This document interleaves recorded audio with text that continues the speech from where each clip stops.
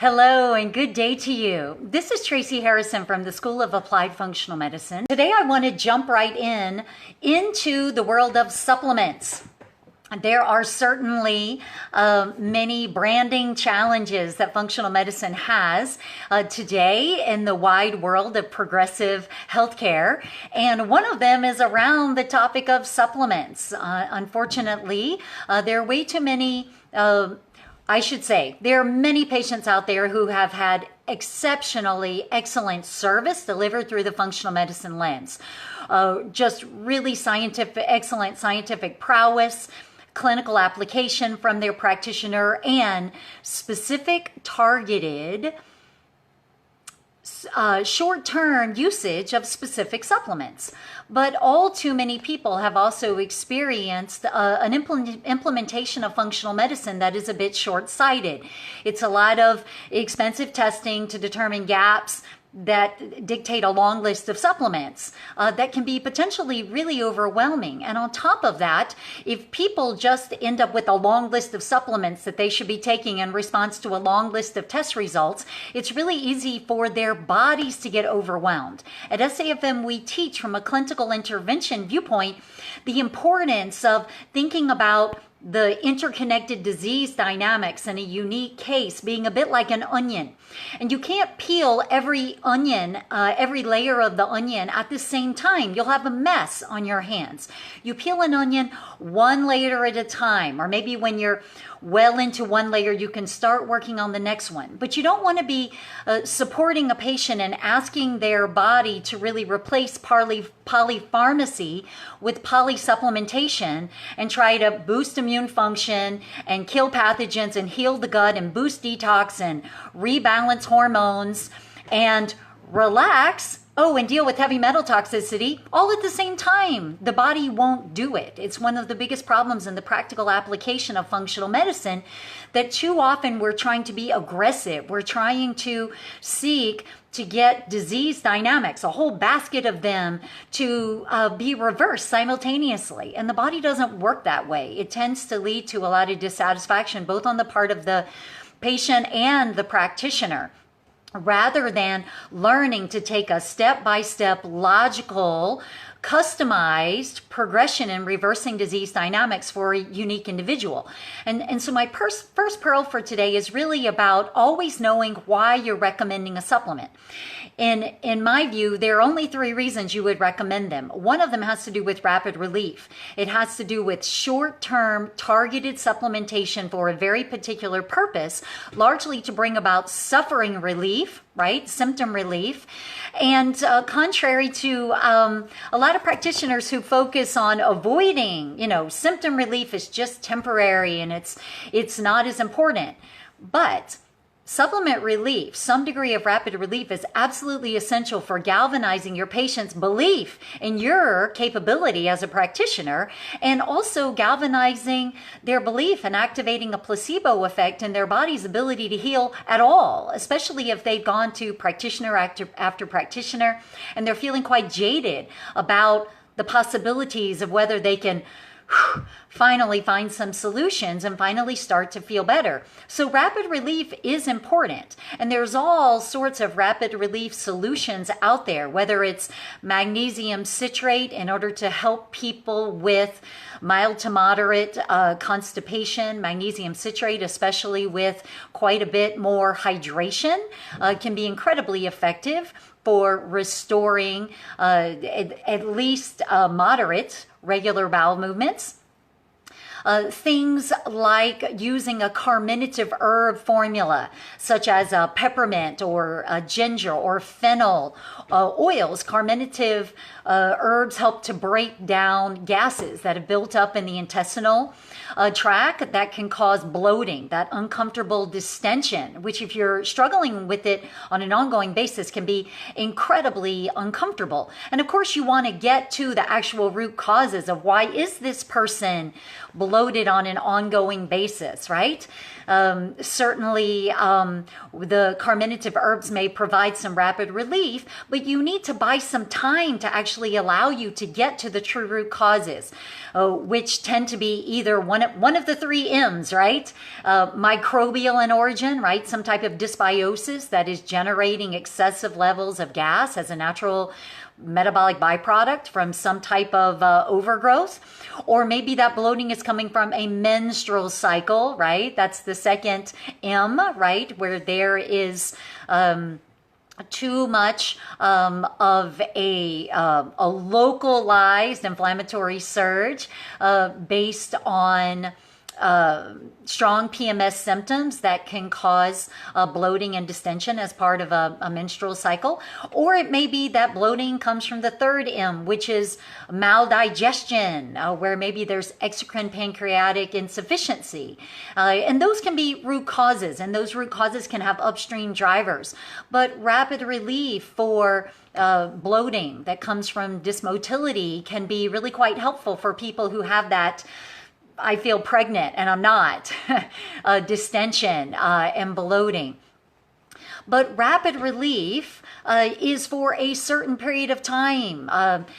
Just recommending supplements as replacements for drugs isn't even close to comprehensive practice of functional medicine. It may bring people for some short-term relief, but it's not going to bring them any resilient restoration of functional balances that allow them to get well and stay well. And so the first category of supplements is rapid relief. There's many of them.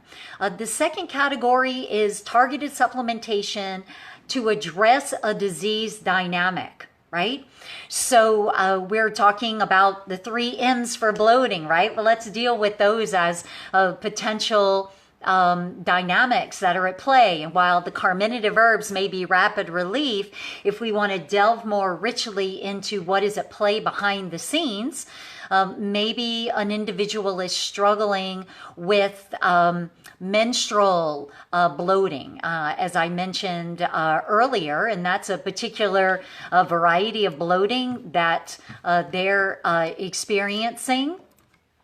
And there's a really wonderful essential fatty acid that can be really quite helpful for helping women who are struggling with this gastrointestinal distress. As part of that, and I would recommend in particular evening primrose oil, which can bring incredible relief, especially when taken during the luteal window of the menstrual cycle. It's a particular type of gamma linolenic acid, or GLA, which is an essential, or I should say conditionally essential, but often essential fatty acid that can really help to calm some of those pro-inflammatory imbalances that cause menstrual related bloating and distension, and often are only necessary during the luteal window so that levels can be boosted in the run-up to the luteal peak, and then the progressive evolution of PMS type symptoms that many women can end up struggling with. But what if there's exocrine pancreatic insufficiency? And this is something you definitely want to be looking for in all of your patients who have some degree of insulin resistance, especially when it has progressed to some degree, maybe fully subclinical, maybe what we call pre-diabetes or even full-fledged diabetes, right? All these different degradations. But any form of hyperglycemia is evidence of an extended state of metabolic disruption, of progressive insulin resistance. We know that the pancreas begins to struggle with secreting appropriate and balanced insulin response to counter the glycemic load that an individual is struggling with. And one of the downstream effects of that endocrine pancreatic insufficiency can be exocrine pancreatic insufficiency, which is a way in which what begins maybe in the diet or in the stress load or in the liver or in the pancreas can end up causing other downstream issues in the GI GI tract, especially different states of dysbiosis and then IBS.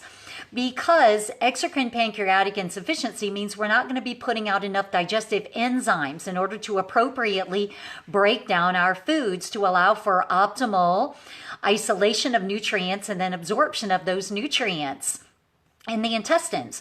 And so these individuals can really benefit from digestive enzyme supplementation. Maybe it is a plant-based or what's really a yeast-derived enzyme formula. Most of those formulas are derived from various microbes, especially from various strains of Aspergillus. Or it can be an animal-based product with a pancreatin extract, which in particular we would be really important for individuals who may have a yeast or a mold allergy or sensitivity. But digestive enzymes can be really quite helpful for ensuring that these individuals with various stages of metabolic disease can more thoroughly break down their food in order to absorb nutrients and also to prevent dysbiosis because of maldigested food providing excessive fermentation fodder to our microbial friends and our microbiome. And maldigestion is a major driver for dysbiosis. We're overfeeding our microbial friends, and some species are definitely better able to take advantage of opportunistic, excessive levels of fermentation substrates. And of course, the buildup of their metabolic byproducts, especially gases, can cause issues with motility, which then cause all sorts of IBS type symptoms as well. And so if individuals are struggling with motility, another M that can contribute to intestinal bloating, dysmotility often has upstream drivers in the arena being sedentary, and a wonderful way to supplement when you're being overly sedentary is just moving your body. And a great example of the fact that sometimes we need to supplement with things that don't involve pills. We want to supplement with foods and water, hydration, and with sleep, and with movement, and with joy, and purpose, and all of these other forms of nourishment that human beings need in order to thrive. But movement, and making sure that we're not prescribing or recommending movement that's too aggressive. Sometimes if people are used to a highly sedentary lifestyle, the whole idea of getting out there and exercising feels crazy overwhelming. But just the notion of getting up and walking around the block, setting a cell phone timer for walking around the block a couple of times a day. If they're attached to the TV or a computer, being able to set a timer for being able several times a day to simply get up and walk around the perimeter of their office building, or if they're at home, walking up and down the stairs a couple of times. But anything in order to encourage more movement.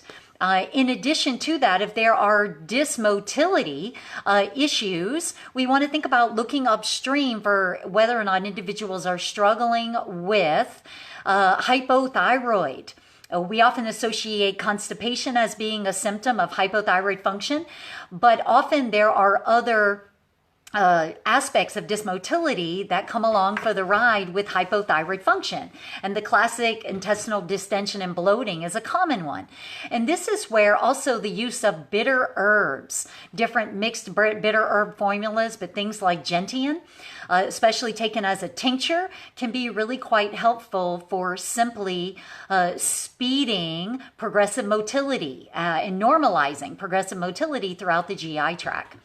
And so coming back to, we've got rapid relief as a use for supplements. We've got interventional supplements for a particular purpose while you're working on step-by-step peeling the onion. And then we have maintenance supplements, right? One of the biggest challenges in the world of functional medicine right now is that practitioners don't tell their patients every single time they recommend a supplement, right from the beginning, what is the expected duration that they are likely to benefit from this supplement. many practitioners take a wait and see approach to everything. And so I've seen dozens and dozens of people in my own practice over the years who were still taking the exact same supplements who were recommended to them 5, 10, 15 years prior, right? They're still taking an antimicrobial. They're still taking some type of high dose nutrient to address a short-term gap. They're still taking something for hormone balance, even though the woman might be in a completely different phase of menstrual life milestones, right? People just keep taking what was recommended before if we don't take responsibility for specifying exactly what it's for, right? Educating the patient on exactly what this is serving, and at least up front an estimated duration, especially if they end up wandering away from your practice and don't see you for follow-up appointments or this type of thing. They can really set themselves back by continuing to take the same old supplements on an ongoing basis. In fact, I will share with you one of the problems that we're seeing right now, that we've had a pandemic environment ongoing now for more than 2 years, is an awful lot of people taking high dose, and in some cases very high dose zinc supplements. We were reviewing a case in an open coaching call the other day where a gentleman is taking 100 milligrams of zinc, in addition to several other multi-nutrients that also have zinc in them. And not surprising, these pure zinc supplements have depleted his supply of copper. And yes, zinc is essential for immune system strength and also immunoregulatory balance between T helper cells and T regulatory cells.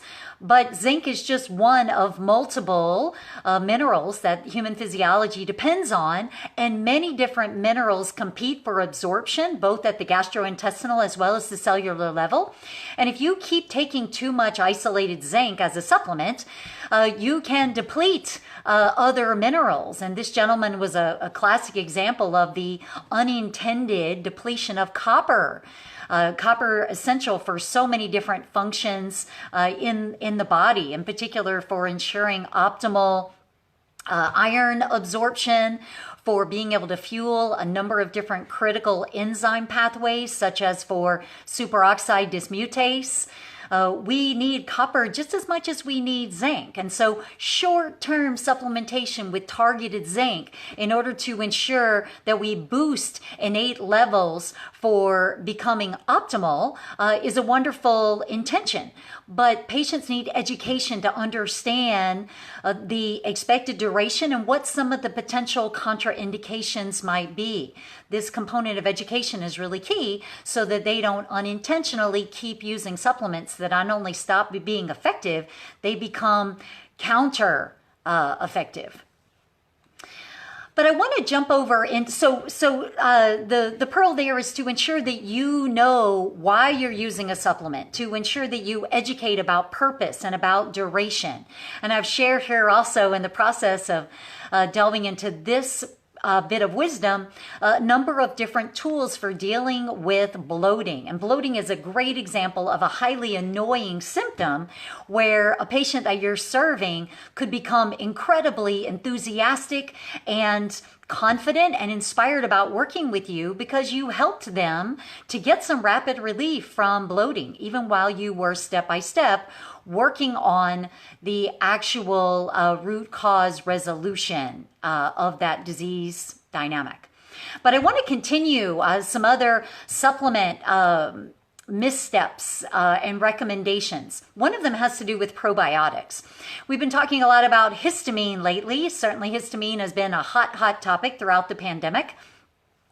And histamine is a common challenge in the gut, and good normal human physiology is prepared to handle high histamine load in the gut because we make a critically important enzyme in the brush border lining of the intestines called diamine oxidase. And this is designed to help us degrade histamine, especially that which is coming in from our foods and that is being generated by various microbes in our microbiome, and also that is being generated locally by our immune system in the gut in response to our foods, in response to the microbiome. But many of the people that we are serving in our practices are consuming medications or have nutrient deficiencies that can impair their body's ability to produce optimal levels of diamine oxidase. And certainly one of the most common culprits for that are non-steroidal anti-inflammatory drugs. And we know that these can create, in particular, quite a bit of oxidative wear and tear over time on the mucosal lining, because by virtue of, it seems maybe counterintuitive, because it's an anti-inflammatory medication, right? But it's directly interfering with the necessary tissue turnover that helps to keep integrity in the mucosal lining of our gut. And so it's critically important that we have ample supplies of diamine oxidase. And so ongoing intake of ibuprofen, for example, for a rich variety of purposes, can actually degrade our ability to maintain optimal diamine oxidase synthesis. Similarly, we need nutrients in order to make diamine oxidase, right? One of the medications that can really stand in the way of that are oral estrogen-containing contraceptives.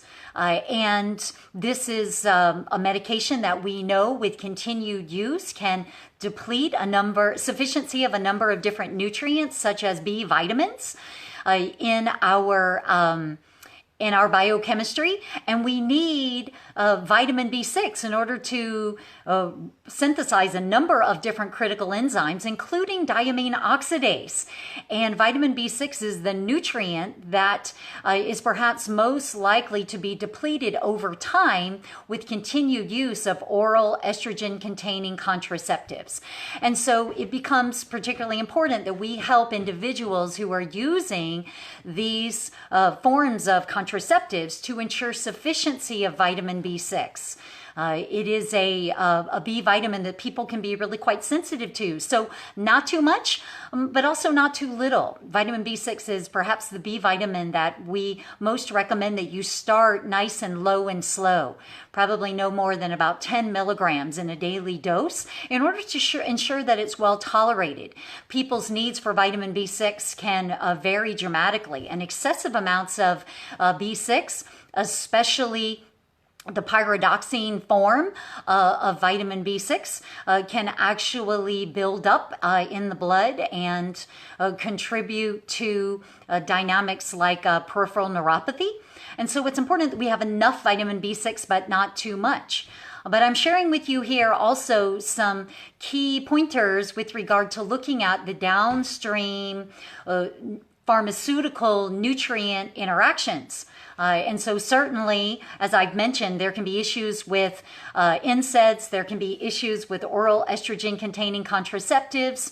But I also want to mention, I think it's well understood in the world of functional medicine, but I'm amazed at how often in case reviews we encounter individuals who've been using metformin for a very long time, and their patients have progressively begun to struggle with subclinical depletions of vitamin B12 that can then start to have, in particular, all sorts of neurological effects. And individuals who perhaps have type 2 diabetes are already vulnerable to peripheral neuropathy, secondary to oxidative damage to nervous tissue because of elevated blood sugar. And then if they have suboptimal absorption of vitamin B12, which is something that metformin overtly enables or activates in the small intestines, then we can rapidly end up with subclinical depletion of B12. And this will begin to exacerbate potentially that peripheral neuropathy because of how dependent we are on vitamin B12 for optimal neural tissue health, in particular the integrity of the myelin sheath on nervous tissue. But getting back to the topic of histamine, right? We need ample amounts of diamine oxidase. People who struggle with histamine overload or histamine intolerance can begin to struggle with symptoms of histamine intolerance, and sometimes this is exacerbated by an inappropriate choice of probiotic. And we need to remember that a major source of histamine is actually from our microbes. And indeed, we can acquire excessive or additional histamine overload from probiotics. For individuals who are already struggling with histamine overload, we want to be careful to avoid specific probiotic strains, in particular Lactobacillus bulgaricus, Lactobacillus casei, Lactobacillus helveticus, and then also Streptococcus thermophilus species that are included in many different full strain or full spectrum or multi-strained probiotics. If histamine overload is especially a concern, I recommend choosing in particular a probiotic that is made with histamine degrading species such as Lactobacillus rhamnosus or Lactobacillus plantarum or Bifidolongum, right? So we need to use care in probiotic selection if people are struggling with histamine overload. And I'm bringing that up this time of year in particular because at least here in the US, we are well into spring and allergies are still alive and well, and folks are struggling in a big way. And diamine oxidase is one of our most critical pathways for dealing with histamine overload. But then intrinsically, in an intracellular level, looking at histamine production, we have to be able to methylate well in order to degrade histamine via the HNMT enzyme pathway. And so, yes, we need sufficient amounts of vitamin B12 and vitamin B6, as I was mentioning, and also B9 or folate. In terms of being able to help these individuals to appropriately degrade histamine and avoid being overwhelmed, especially in this time of year with a lot of nasal-respiratory, cyno, even eustachian tube congestion.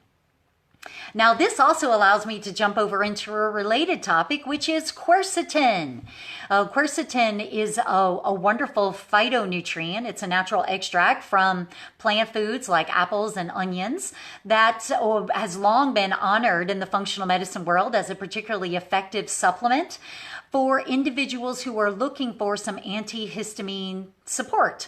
And indeed, quercetin can be used for this purpose in a targeted way, usually anywhere between 200 and 500 milligrams for adults can be really quite helpful. And in some cases, we may benefit from a multi-nutrient formula, supplement formula. Maybe that quercetin is combined with things like stinging nettle leaf, right? Which is a leukotriene inhibitor, which also helps to deal with histamine overload. So these types of things can bring people quite a bit of rapid relief during times of respiratory or environmental allergy. However, continuing the progression of thought here, phytonutrient supplementation also has some contraindications, and it's important that you learn these and include these as part of your toolbox. Just as one example, quercetin, really awesome for targeted short-term use that I'm describing here. But many different phytonutrients that are available in supplement form that would be in much higher doses than we might typically physiologically acquire from our diets also affect the behavior of certain enzymes in the body. And one of the things that we know, ongoing high dose use of quercetin, for example, can interfere with the activity of an enzyme in the body called COMT or COMT.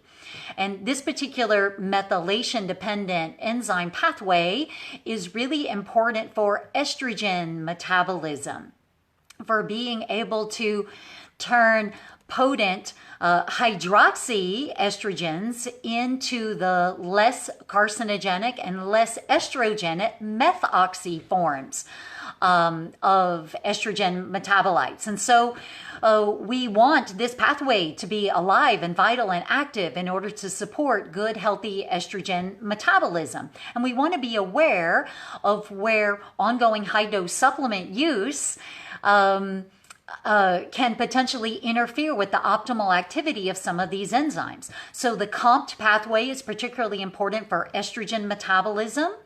It's a methylation-dependent pathway, but it's also important for degrading catecholamines, in particular, our most acute stress hormones, norepinephrine and epinephrine.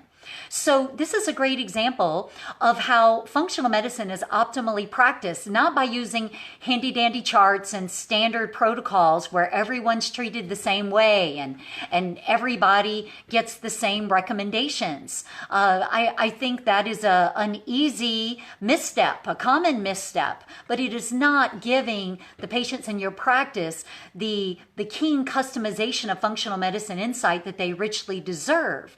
We need to consider who is this person. And yes, quercetin is an awesome tool and perfect for some individuals, but for others, it could be contraindicated because of some of their other predisposing dynamics. Let's say there's an individual who has a history of estrogen-mediated cancer, and an individual who has long-standing issues with poor estrogen metabolism and clearance already. They may have genetic variants or SNPs that already inherently impair the COMT pathway. Well, the last thing we would want to do is slow it further.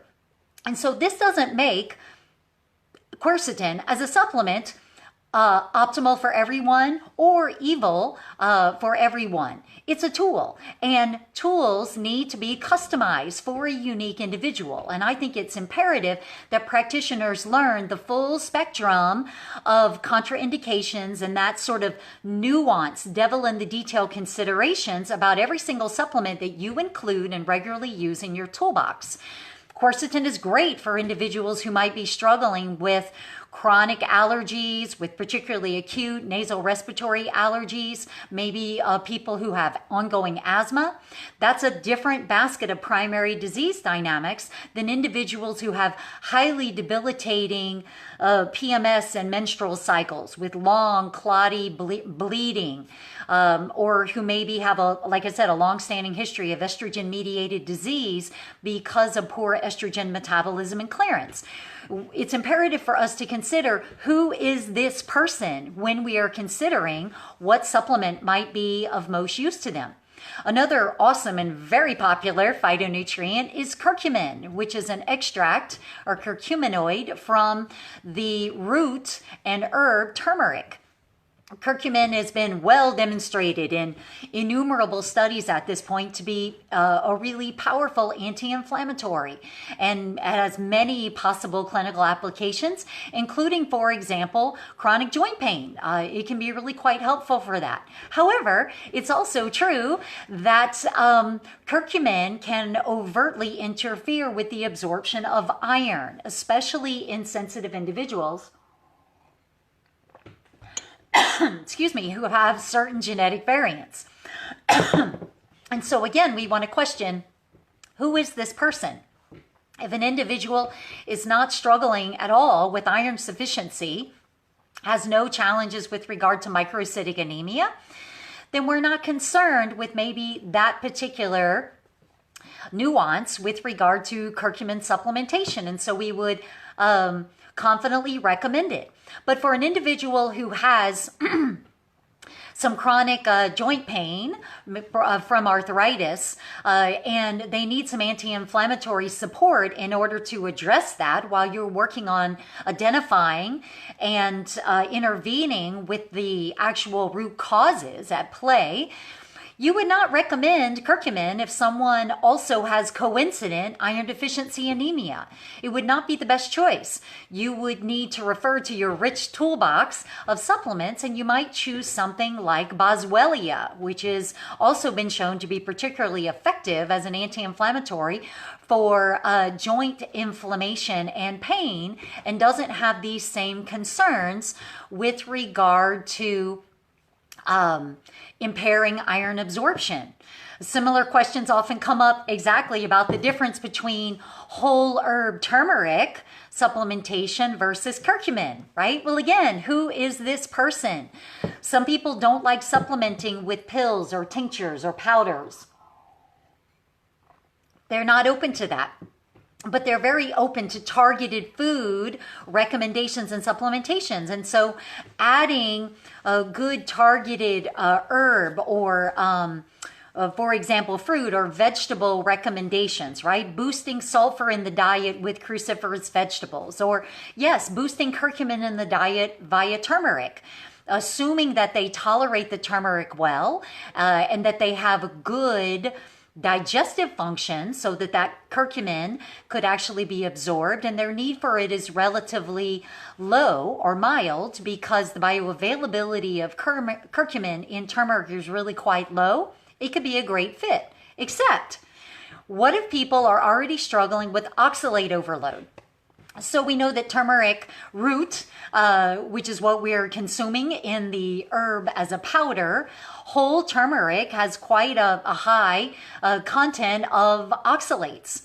And so if people are, using spoonfuls of it, like in a smoothie or in really aggressive sort of herb-based supplementation, and they already have maybe a pain dynamic associated with oxalate overload. Maybe they struggle with recurrent calcium oxalate kidney stones, and maybe they have a cholecystectomy, which also predisposes them to higher oxalate absorption from the gut into systemic circulation as well. Well, then again, that doesn't make curcumin right or wrong. It doesn't make turmeric right or wrong. It compels each of us as practitioners to ask, who is this person, right? Whole food supplementation, great idea. But whole turmeric, not the best solution for individuals who already are predisposed for challenges with oxalate overload or challenges with regard to degradation of oxalates. So again, it brings us back to considering on a bio-individual basis, who is this person? Another key supplementation need for many people in your practice right now, surprisingly, is an amino acid. And no, it's not N-acetylcysteine, which has become very popular in the age of COVID. But published research over the past year has helped us to go back and remember a biochemical pathway that is not new. We've known about it for a long time. And that has to do with tryptophan metabolism. Most of us are familiar with tryptophan because it's an essential amino acid for the synthesis of serotonin. It has other cofactors like vitamin B6 that I mentioned earlier. And we need serotonin. It's an inhibitory neurotransmitter, by and large, that is critical for mood balance, for gastrointestinal motility, for impulse control, for appropriate pain perception, all sorts of critical aspects of life experience. But serotonin synthesis is not the primary way in which we use serotonin. The primary way in which, it's not the primary way we use tryptophan. The primary tryptophan pathway is called the kynurenine pathway, and it's actually how the body endogenously makes niacin, vitamin B3. But especially when we are struggling with infectious threats, and especially viral disease, the body will commandeer even more of our tryptophan to send it down the kynurenine and also the quinolinate pathway. And these metabolites support our innate immune function in enabling the body to combat viral disease. And so what research has shown throughout this pandemic is that more and more of people's tryptophan has been being sent down this pathway, and we're seeing notable elevations in some of these kynurenine metabolites. And lower levels of serotonin metabolites. And individuals begin to struggle with just suboptimal levels of serotonin synthesis and neurotransmission. And this can lead to a variety of challenges, whether it's issues with trouble sleeping, especially staying asleep, issues with pain perception and exacerbating pain disease dynamics, both the longevity as well as the severity of them. People who are struggling with addiction and impulse control, that is exacerbated with suboptimal serotonin status. And so this is because more of that tryptophan is being sent down this alternative pathway to support immune function. I actually have seen a couple of published peer-reviewed articles speculating that inadequate levels of serotonin action may actually be part of what is at play with contributing to loss of optimal smell and taste in the midst of struggling with various states of COVID disease. And so tryptophan, it's an essential amino acid. And so in some cases, people can struggle with a targeted deficiency of a nutrient, not because they've changed their supply. Their diet may have stayed the same, but what they're struggling with is their body has increased demand for tryptophan. And so they can benefit from targeted supplementation of tryptophan, maybe starting with 500 milligrams and exploring step by step, low and slow progression to see what best supports them. But this is a way of where, again, we need to think about who is this individual? What data can we glean from putting together all the puzzle pieces from their unique case in order to learn what they most need in order to thrive. And so we've learned a lot actually through the functional medicine lens with regard to interesting lab data considerations. And so much research has been published during the pandemic, and we're learning some fascinating aspects of post-COVID and long-haul COVID. It's important, I think, that we become sensitized to not only the obvious disease dynamics that have worsened throughout the socio-cultural and personal dynamics that naturally happen in a pandemic, but what of interest is happening with regard to physiological and biochemical disease dynamics that I think all of us as practitioners need to be richly informed about so that we can support our patients in the days ahead. But I want to thank all of you for joining me today in order to pick up a few additional pearls around supplements and nutrients, and in particular, the customization of supplementation needs for a unique individual at a unique point in time. Supplements can be powerful tools for all practitioners who are using functional medicine science and insight in their practice. They're not 100% necessary. Not everybody wants to use supplements. Not all practitioners choose to use supplements. But we have a serious branding problem in the world of functional medicine right now where there is an over-reliance on them. We're not giving people appropriate information when we recommend them. And too much of functional medicine today is just about replacing drugs with supplements, which is often beneficial, but it is just that first layer of 10%, maybe 15% of the value that can be gleaned through the savvy practical application of functional medicine. Thank you for being here, and thank you for taking time out to advance your learning. Have a good day.